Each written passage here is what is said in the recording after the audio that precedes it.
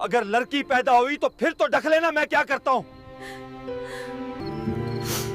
لڑکا ہو یا لڑکی، یہ تو اللہ کا فیصلہ ہے. میرا نام زینب ہے، عمر 28 سال.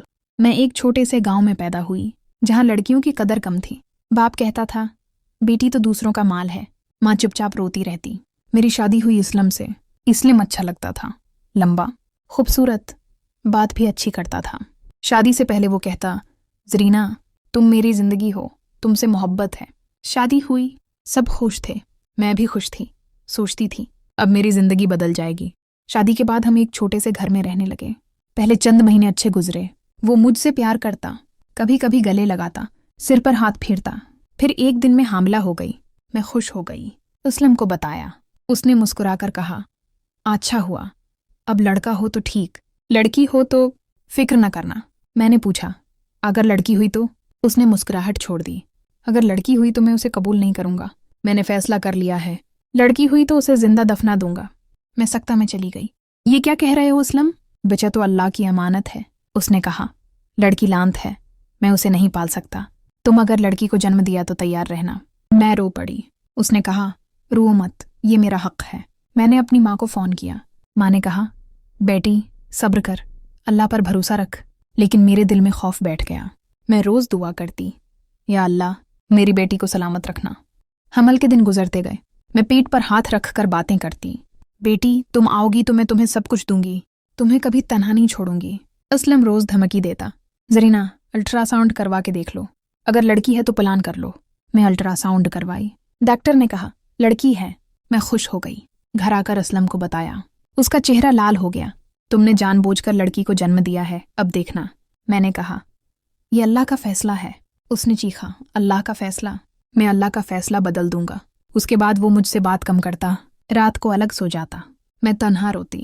ماں آتی، مجھے تسلی دیتی. بیٹی تم اسے بچاؤ گی، ہم سب تمہارے ساتھ ہیں. میں نے فیصلہ کیا چاہے کچھ بھی ہو میں بیٹی کو بچاؤں گی.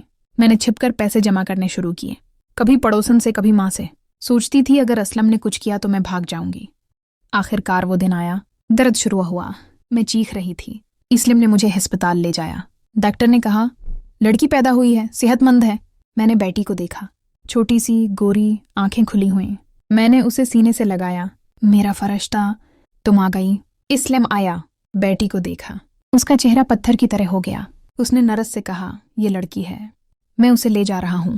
میں چیخی نہیں یہ میری بیٹی ہے. اس نے کہا چپ کرو، یہ میرا فیصلہ ہے. رات کو وہ بیٹی کو گھر لایا. میں کمزور تھی لیکن اٹھی. اس نے بیٹی کو کمبل میں لپیٹا. میں نے روک لیا. اسلم یہ تمہاری بیٹی ہے، اسے مارو مت. اس نے مجھے دھکا دیا. میں گر گئی. وہ بیٹی لے کر باہر نکل گیا. میں چیختی رہی. کئی گھنٹے بعد وہ واپس آیا. بیٹی نہیں تھی. میں نے پوچھا بیٹی کہاں ہے؟ اس نے کہا میں نے اسے دفنا دیا، اب گھر میں سکون ہے. میں بے ہوش ہو گئی. جب ہوش آیا تو دل ٹوٹ چکا تھا. میں روتی رہی. میرا فرشتہ، میری بیٹی. اگلے دن میں ہوش میں آئی. ماں کو فون کیا. ماں آئی، مجھے دیکھ کر رو پڑی. ہم پولیس گئے. میں نے FIR درج کروائی. میرے شوہر نے میری 9 دن کی بیٹی کو زندہ دفنا دیا. پولیس نے اسلم کو پکڑا. اس نے انکار کیا. بچہ خود مر گیا تھا. میں نے دفنایا. پولیس نے جگہ تلاش کی. ایک کھیت میں چھوٹی سی قبر. بیٹی کی لاش ملی، چھوٹی سی، ابھی زندہ دفن کی گئی تھی. ڈاکٹر نے کہا بچہ زندہ تھا جب دفنایا گیا، یہ قتل ہے. میں رو پڑی. ماں نے مجھے سینے سے لگایا. بیٹی اب انصاف ہوگا. کیس عدالت میں چلا. میں نے گواہی دی. اس نے کہا تھا اگر لڑکی ہوئی تو دفنا دے گا. اس نے ایسا کیا. اسلم نے کہا لڑکی تھی اس لیے کیا؟ میں نے غلطی نہیں کی. جج نے کہا یہ قتل ہے. بچہ لڑکی ہو یا لڑکا، زندگی برابر ہے. یہ صنفی امتیاز کا نتیجہ ہے. عدالت نے فیصلہ سنایا. اسلم کو عمر قید کی سزا ہوئی. اسے جیل بھیج دیا گیا. میں آج بھی اپنی بیٹی کو یاد کرتی ہوں. اس کا نام تھا حور. میں نے اسے کبھی گلے نہیں لگایا، لیکن اس کی یاد میرے دل میں زندہ ہے.